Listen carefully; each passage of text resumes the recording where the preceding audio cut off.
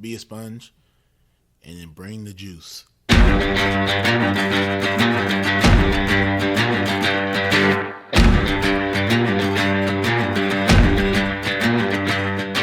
By focusing on your improvement, by focusing on your progress, and eliminating any fixed mindset that you may have and acts of perfectionism, then you encourage your own mastery. On some level, we do what we want to do 24 hours a day. Now, sometimes it may not seem like that, but if I'm choosing to work instead of sleep, what I'm actually saying is keeping my job is more important than sleeping. I'm tired of this. I'm tired of getting beat. What can I do to get over this hump? So mentally, that's when I kind of put that forefront, like, hey, it's either all or nothing. I like to put failure in quotations because I don't believe that failure is true failure if you're looking at it with the right mindset. The truth is, the journey to greatness is hard. It takes time, it takes effort, it takes focus, and every day you have to decide what you value, what you want to pursue, and what you want to achieve. And if you dig deep enough, if you push hard enough, we all have what it takes to be great. Welcome to the Edge of Greatness.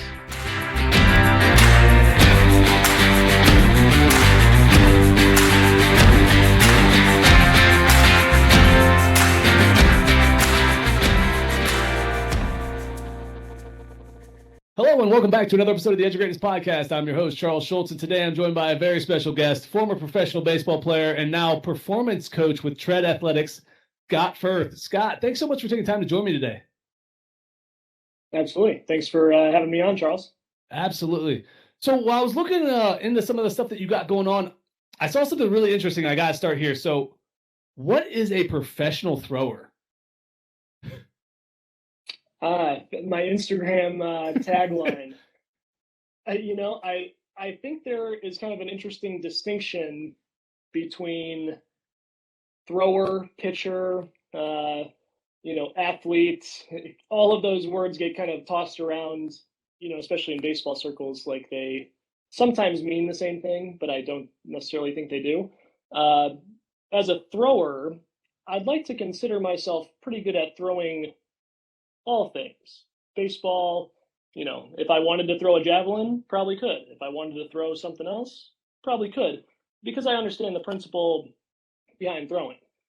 Pitching, a little bit more of a specific skill to me. And, at least in my experience as a player, there's throwing well, throwing hard, all those things that don't necessarily equate to success directly on the field. And pitching, to me at least, sums up a little bit more of the mental side, the strategic side. And I think there's, distinctions to be made there. And I try to make those distinctions with my athletes too about, what are we really trying to become? We really want to become pitchers. It probably helps to be a good thrower if you want to be a good pitcher, but they're not necessarily mutually exclusive. That makes sense. So would you say that today we have more throwers than pitchers, or is it still pretty even across the board in your opinion? I think the game has shifted a little bit more towards throwing in general, especially with all the kind of analytical advances, in the last decade or so.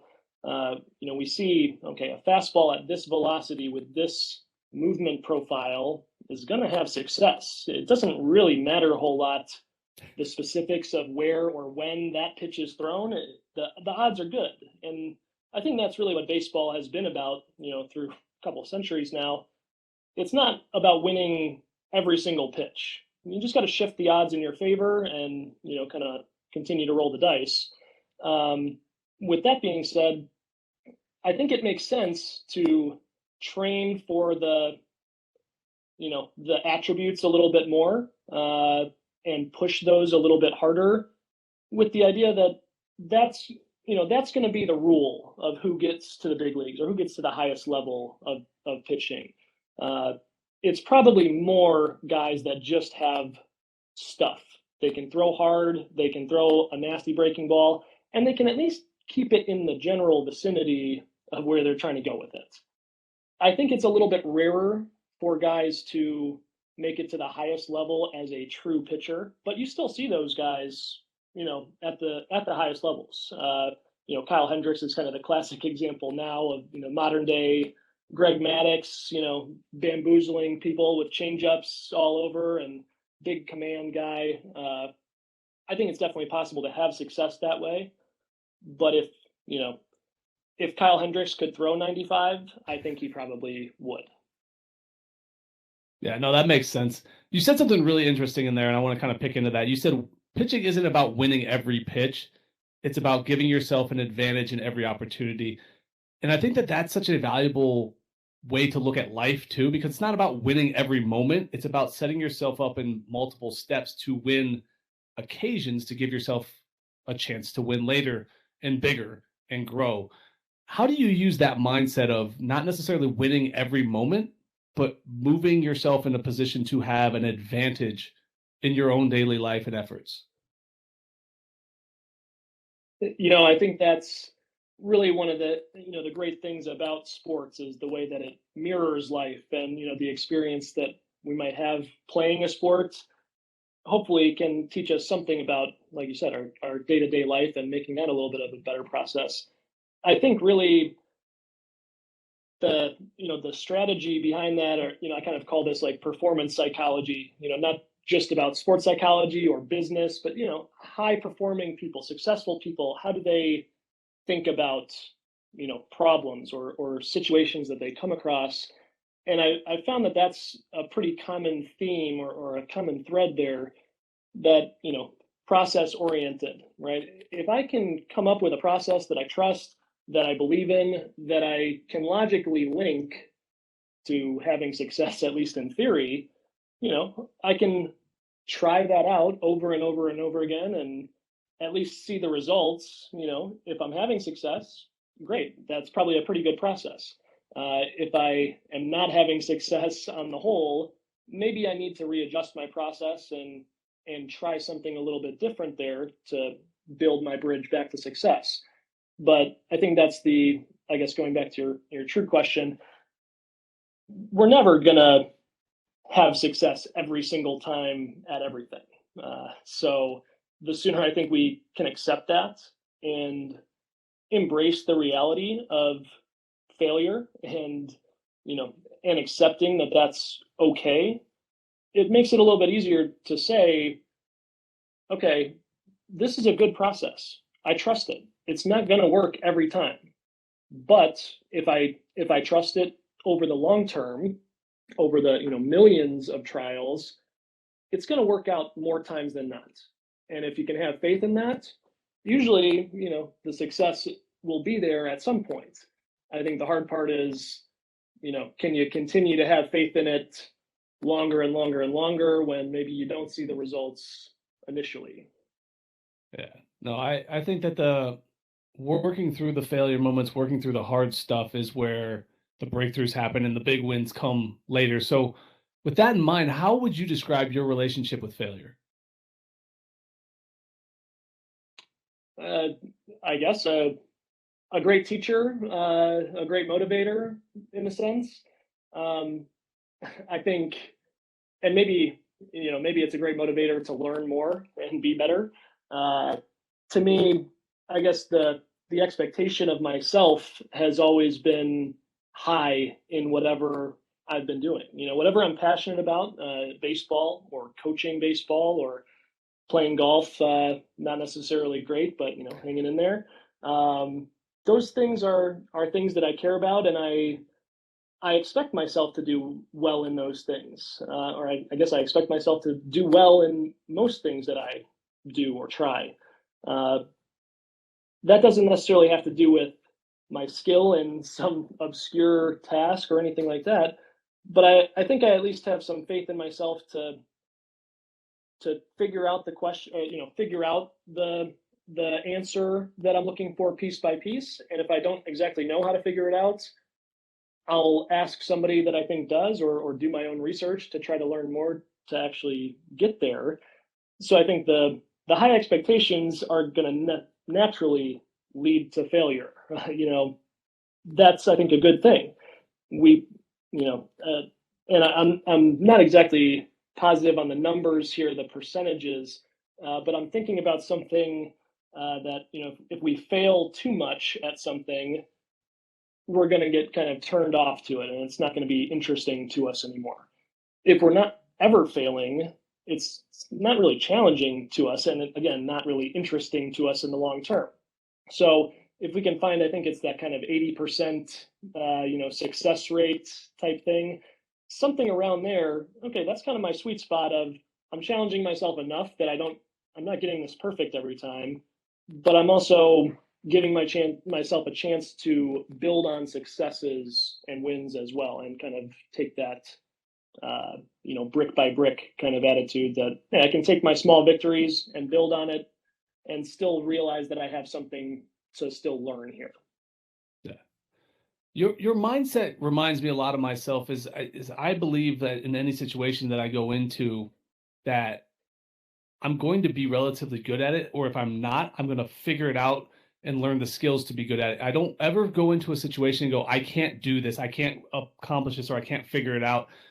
But a lot of kids these days struggle with that confidence and that belief, because we're so used to seeing immediate success or immediate results or immediate gratification. How do you go about helping those young men who come in there and they have some potential, but they're afraid to stretch? They're afraid to put themselves in those places where they might fail and might not succeed. But as you know, and as I know, that's where we grow the most, is through those discomforts and through those moments where we're like, well, that didn't work, let's figure something else out. How do we get them to live in that space a little bit more often? It may sound cliche or be one of those old cliches, but I think it's really true about the power of the mind, right? And whether you believe you can or you believe you can't, you're right. And that to me has always been kind of a pillar of my thought process internally, and certainly something that I bring into coaching, with my athletes directly. If you say those words that you can't do something, you think those words that you can't do something, you have already lost. Impossible. Over. If you believe that it's possible, you'll give yourself one more try to get it. One more try to get it. And, we don't know how many tries it's going to take to actually get it. But if you believe you can, that means you believe you eventually will. And it's just more a matter of, when as opposed to if, I guess. Yeah. No, I like that. I think that's an important and powerful thing to start to teach these young people, is that if you think you can or you can't, you're right. And that one more is always going to set you up for an opportunity to get a little bit better. If you always have that mindset of one more, I think that you're always taking that step out just a little bit closer, a little bit further, and you don't get stuck going, well, this isn't going to work for me. So I think that's a very important point. When you look back at where you're at, where we look back at your career path to now and where you're at currently, what moment in your life is most responsible for leading you in the direction of becoming a performance coach? Interesting question. I would really have to say, I think when I first got released, I played with the Rockies in their minor league system for a few years, and I got released by them, and I think that was, to me, really the turning point of, wow, this is kind of the first time that I had true, real adversity in my baseball life. I mean, I had made every team I'd ever tried out for, since I was 10 years old or whatever. That, being cut from the team was not a thing that I was expecting, aware of, that was even a possibility.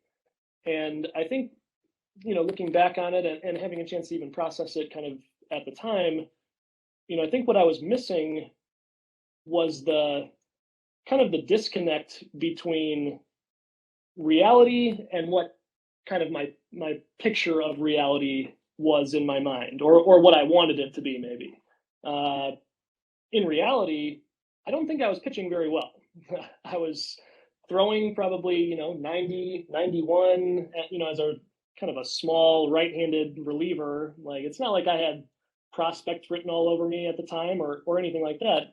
Even though I had thrown harder, been more successful kind of, in college and immediately almost prior to that time, that I still had that image in my mind of success and winning and throwing hard and competing at a very high level, that what I didn't recognize was that slipping away until it was too late. And, I think this is something, again, for young athletes or taking this into things that I use with my athletes when I'm coaching them, that if you're not checking in with that kind of thing and keeping yourself truly accountable to the reality of your performance, you're burying your head in the sand and just like hoping for a miracle. And I feel like that's kind of, especially looking back on it now, that's really what I was doing at the time, was just not accepting that I wasn't physically good enough. And I also, I didn't have the right tools or the right thought process to actually get better. Whatever the Rockies wanted me to do, whatever my understanding was of pitching and my own pitching, I didn't grasp it to the level that I needed to actually have my own opinion about it. So whatever anybody was telling me, hey, yeah, sure, I'll try this, I'll try that, I'll try this different lifting program, a different diet, whatever. And the whole time I'm telling myself in my mind, like, oh yeah, like you're doing everything you're supposed to be doing. You're working hard, you're eating right, you're doing all your mobility work. But like, I wasn't a good thrower. So, it didn't really matter. I was, doing all these things that was making me feel good about working hard, but I wasn't working smart enough at the time. And I think that was maybe the turning point for me, that there actually has to be a balance always in those things. That, yeah, hard work is great, but hard work with no recovery means nothing. Hard work with no specific guided purpose means nothing. Hard work at the wrong technique means nothing. So I think that was kind of a big disconnect for me initially, that I just thought I could outwork it and like just keep trying different things to maybe this will help, maybe this will help, maybe this is the missing link. And what I ultimately, I guess, had to come to grips with was I had to learn a lot more and understand a lot more to make a better decision about what I needed to do or not do, right? Like, does the diet thing even make sense? Like, I don't know. I wasn't, trained in any of that. So I was totally just going with what I saw on, some random guy's Instagram post or whatever. And, that didn't make sense for me. That's not to say it didn't work for somebody else or whatever, but it wasn't working for me. And I wasn't, open enough to see that in the moment. And I think that just led me to, to kind of floating or, staying stagnant in my development. And I just wish that I would have seen that earlier, recognized that in myself earlier, so that I could have taken some better kind of actionable steps to write the course, at that time, instead of having to just kind of learn trial and error, over 5 years. And, now if you want to make the big leagues, 26 is a lot different than 21 or whatever. Yeah, no, absolutely. And you said something really interesting in there, and it was about the hard work piece, and hard work without attention to detail, hard work without understanding of where you're going, and just randomly hard work. And in today's world, we see it all the time. Hustle culture talks about go hard or go home, 24/7, 365, like all of this stuff, which is unrealistic because we need to have focused efforts followed by recovery and breaks, like you mentioned.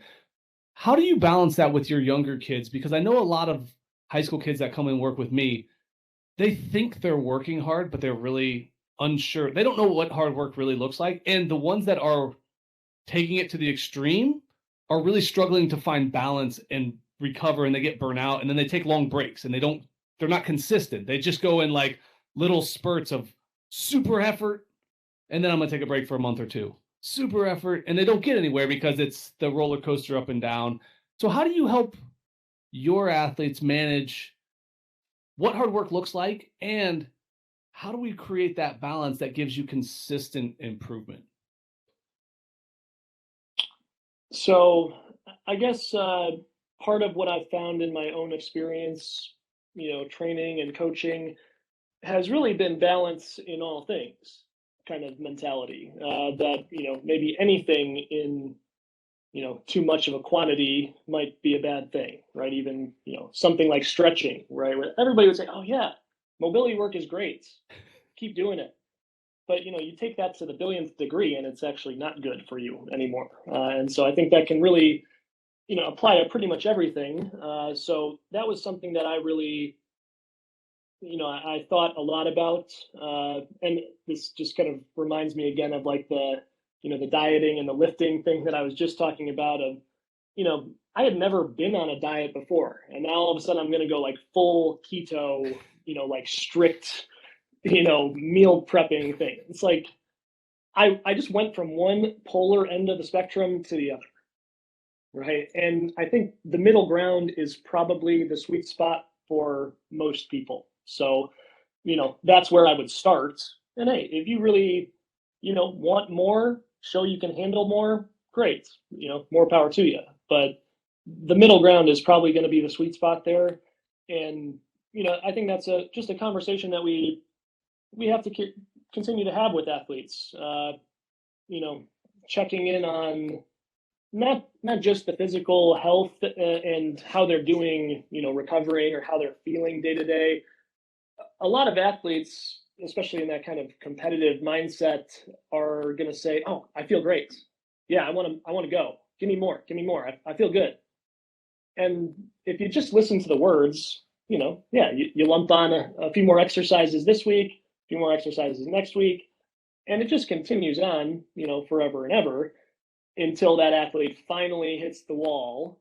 And, now it's like, okay, now we took 10 steps backwards, all at once.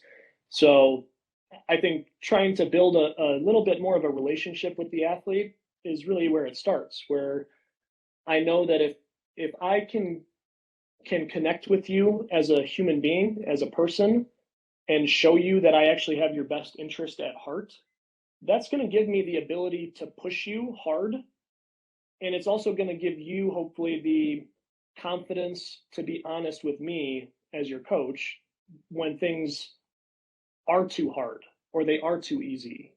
You can tell me if we've kind of had a little bit of that foundational work leading up to it. If it's all about programming and what I write on the sheet of paper, I think it's easy to overload people or underload people, on either side of the spectrum there. But I guess getting to know the person might help you read between the lines a little bit better there. Yeah, no, absolutely. So as a performance coach, what's something that you feel you're constantly trying to hammer home for your athletes and students to understand? Definitely, again, I think that idea of balance, and I think in the kind of the training realm, especially, that means that, it is going to be all of these factors that come together to paint the picture of who you are as an athlete or as a pitcher. So, the throwing, kind of piece of the pie might be the biggest slice, probably, in my opinion.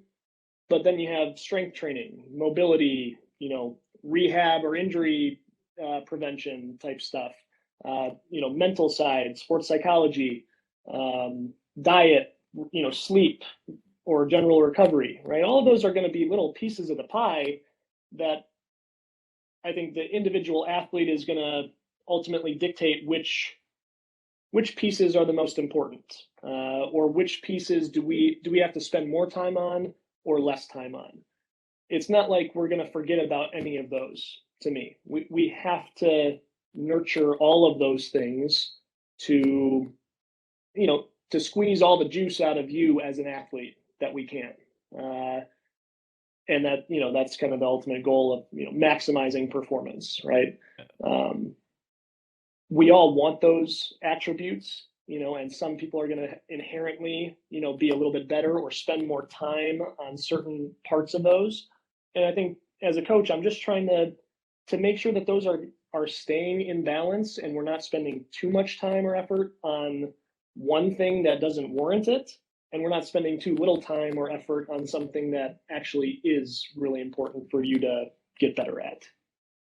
Another interesting thing that I find is that consistency piece. And so with our athletes today, they're playing more games, they're in season longer, they play their school ball season in the spring, they play summer, and then they go straight into fall ball. And so they're playing games essentially like a pro schedule, as many games as they're playing. How do we get them to understand that consistency piece doesn't stop while they're in season? And I think this is something that's important for not only our young athletes to understand, but like if you're a business person and you have all these attributes that you're trying to accomplish, whether, like you look at the baseball realm, you have throwing hard, fielding, hitting, all of these different things. Well, in the business world, you need to communicate, you need to learn how to work your systems and that sort of thing. But that consistency piece works in both aspects. How do we get away from getting stuck always in compete mode, that you forget about all these training pieces that need to be developed and enhanced, especially at the younger levels? I mean, when you're a pro, it's more maintenance, maybe a little bit of improvement here and there, but there's a lot more maintenance involved because you have made it to the highest level. But when you're young, you need to develop still, and we lose a lot of that. What's something that you've been working with to help kind of alleviate that problem? I think there's a couple interesting kind of layers to that. And a lot of it is based on age to me, or maybe less so age and more so skill level, kind of novice, intermediate, advanced kind of thing. I think that crosses over between age a little bit. My most advanced 10-year-old player could handle anything I throw at him.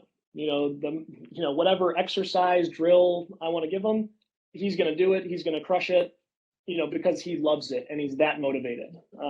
But my least motivated, college or professional guy, I have to handle a completely different way. So it does, the age thing probably doesn't matter as much there, as much as the level of skill of the player. But I think low level players maybe are too hyper focused on consistency. And I think this speaks to the travel ball kind of, boom, so to speak, of, now every 8-year-old has to be on a team that goes to, 7 out-of-state tournaments.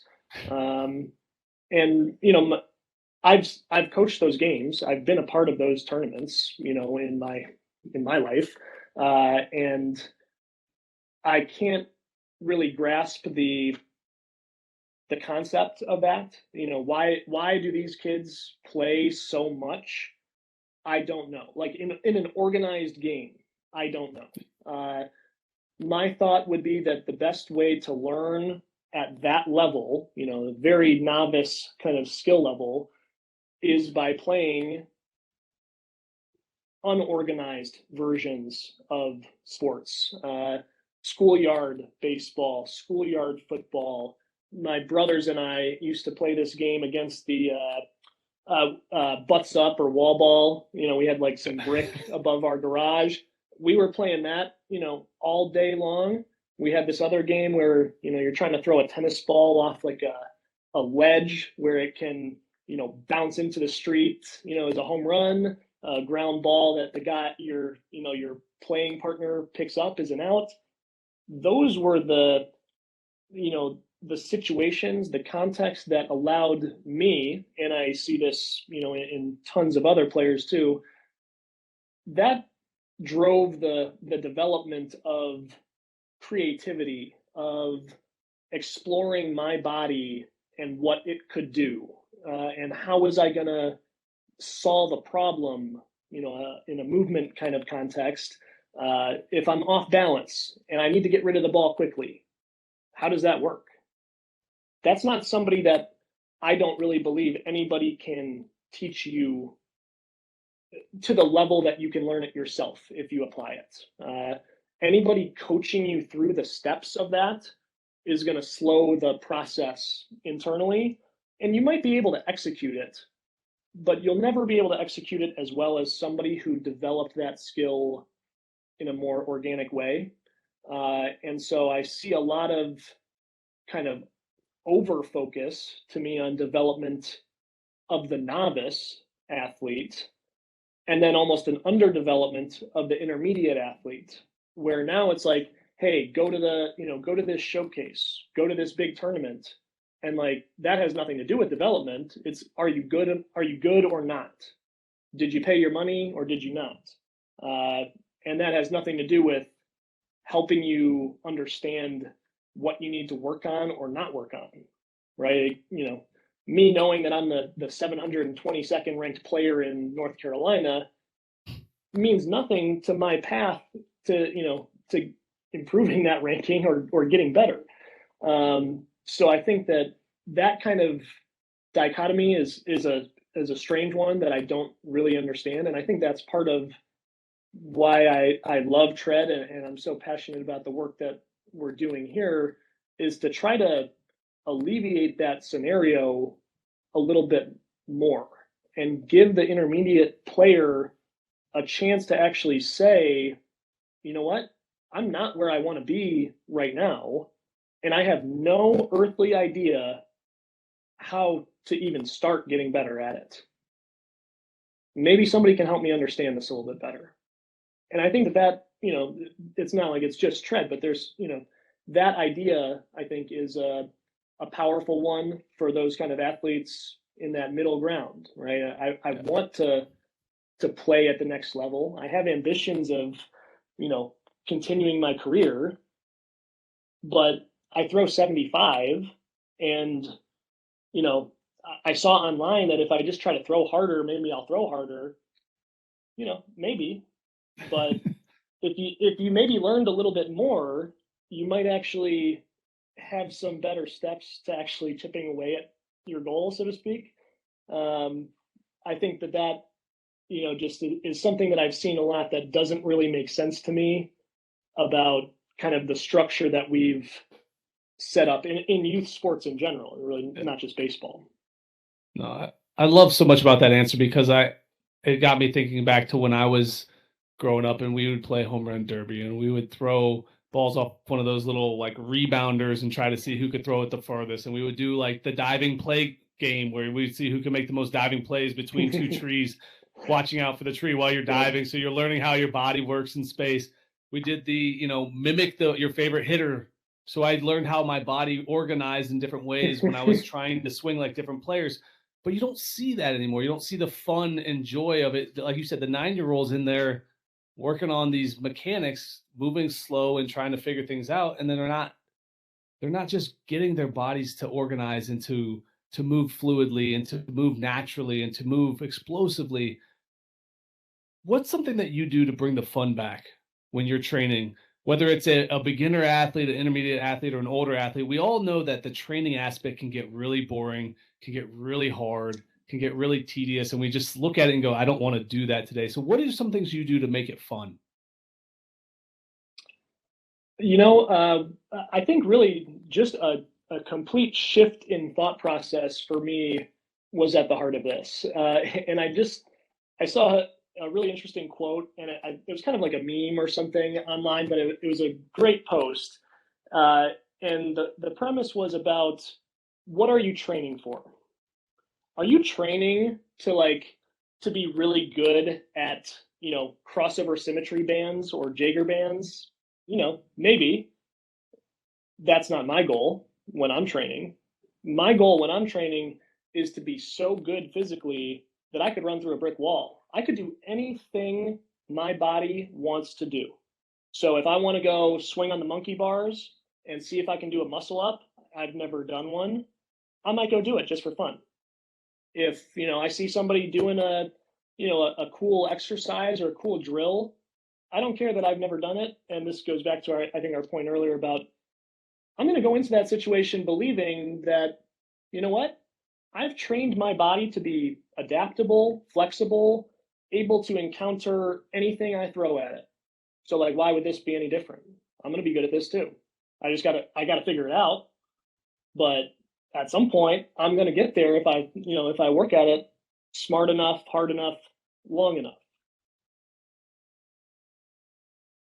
I saw the other day that there was a video of you throwing 99, but you were facing off with one of your other athletes.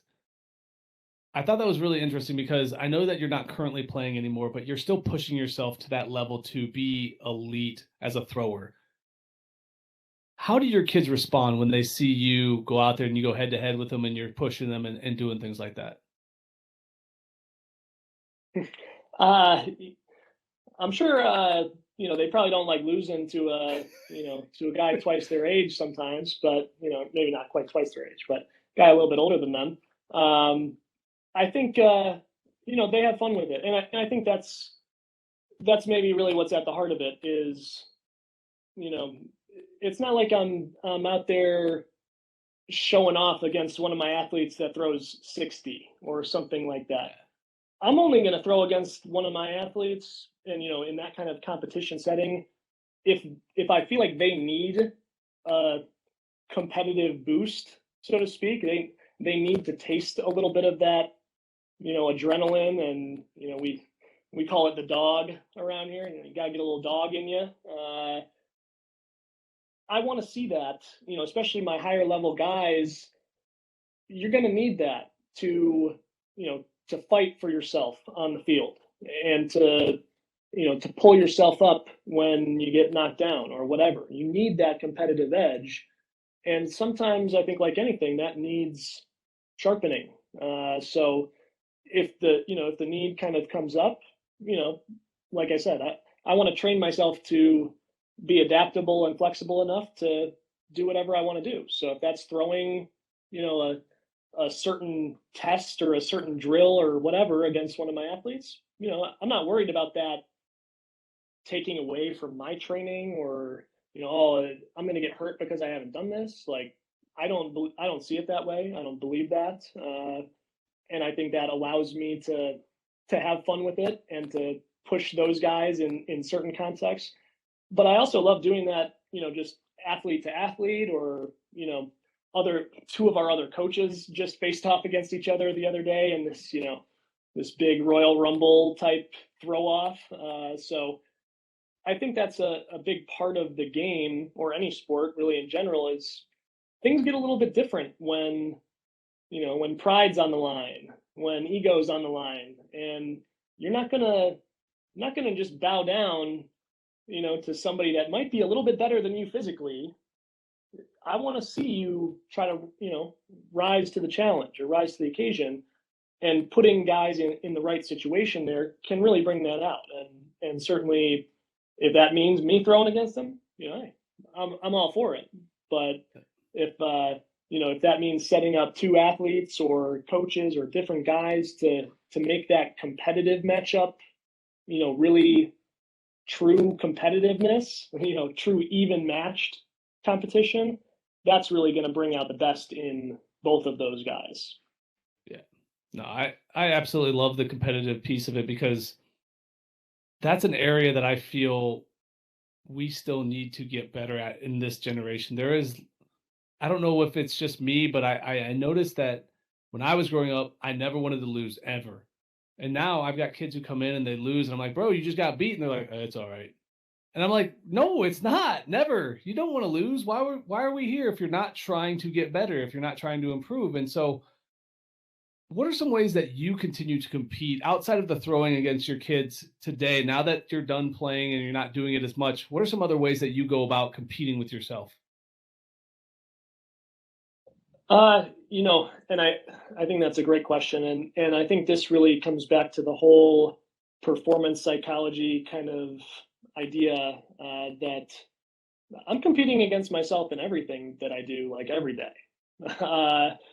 If I put, 10 pounds on each side on the barbell last week, I'm putting 15 on this week. I'm always going to be looking for those little victories any chance I can get them.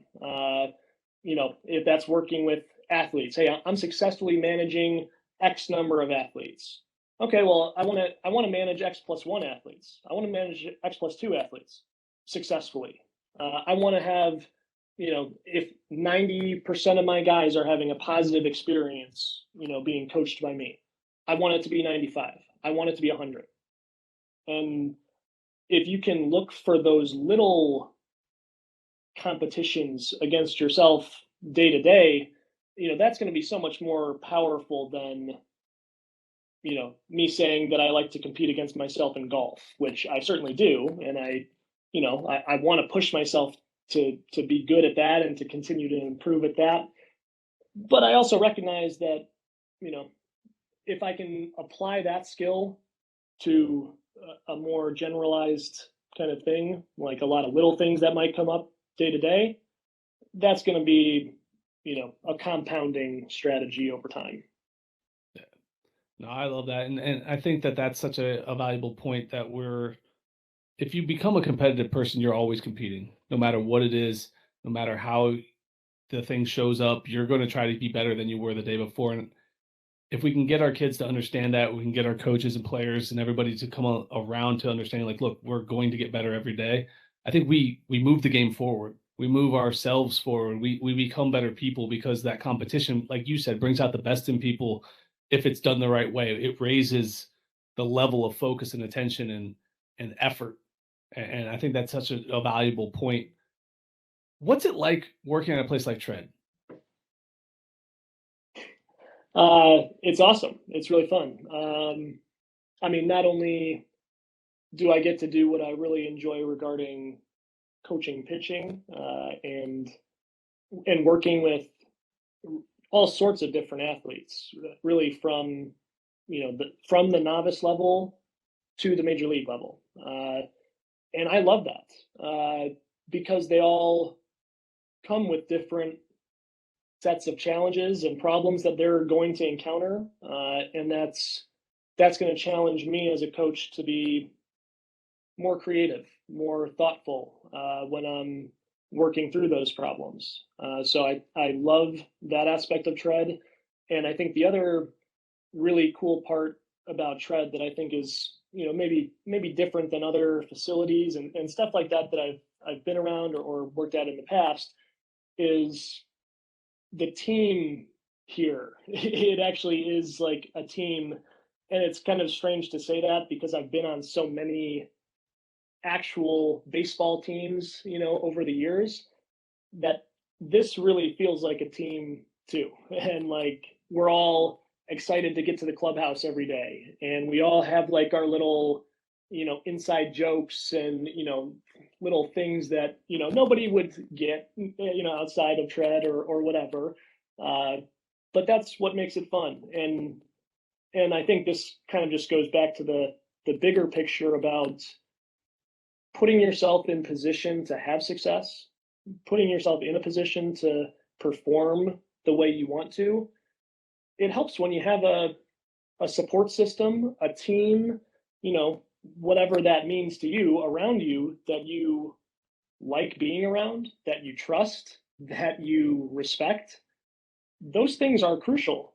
That again raises the level of everyone's performance, that it's setting the standard at a higher level. But like, once the bar gets set, everybody's going to come meet that bar for the most part. So now we just gotta, keep pushing the bar a little bit higher, each day, 1%, right? And I think that, pretty much everybody that works at Tread has been kind of selected for that reason, that they believe that and they live that. So when you get, kind of 50 or so people that all think that way under the same roof, then it's like, hey, why wouldn't we do this? Why couldn't we do this? Like, we would, we could, we can, we will, right? It's the natural progression, I think, based on the collective thought process, as opposed to, oh man, like, how do I even order new turf? Do I need a TrackMan? Do I need a Rapsodo? I don't know. And these are things that I thought about, when I was running a facility, just like a normal batting cage type place, right? And it's like, man, I'm thinking about the wrong questions in the first place, and I'm not really sure how to answer them, and I'm not pushing myself to answer them. Oh, but now I get in this environment where everybody is kind of on that page. And so on my days that, I'm not feeling as motivated, I'm a little tired, I didn't have a great, day yesterday, whatever, I can get picked up by somebody else. And I don't have to spend that whole day, drudging around or whatever, right? I can, kind of get brought back up to the rest of the group a lot easier. And, that's the whole thing with putting a team around you. And this is something I talk with my athletes about a lot, that it's not just a coach. Coach is great, but like, you might have your pitching coach, your head coach, you've got your tread coach, me, right? You've got a physical therapist, you've got a doctor, maybe you've got a sports psychologist or a therapist, maybe you've got a nutritionist, you've probably got parents, maybe you've got a girlfriend or a wife or a family. That entire group is your team. So whenever you get injured, it's not like you're going to ask your girlfriend about, hey, honey, what should I do to treat this? You're going to ask the doctor or the physical therapist. They're going to, perform their roles, right? And your girlfriend can worry about, being there for you and being a support system in your personal life, right? Each one of us, I think, on that kind of team setup has our own lane, our own role. And if I can encourage athletes to really just think about it as putting the best team around you as possible, it's like, dude, I think I have some decent ideas about some things, but I can't say that I'm perfectly right about everything, or that I'm going to know exactly what to say to you in all circumstances. You shouldn't look at me like that. Use me for the resources that you need me for, and lean into me for that. But if something is outside of my scope of expertise, I need somebody else to pick up the slack there. And if you can put that team around you that you trust, that you respect, those decisions are going to, I think, come a lot more easily and be guided in the probably the interest, your best interest a little bit more, as opposed to maybe over relying on one spoke of that wheel, more than others, or more than you should at different times.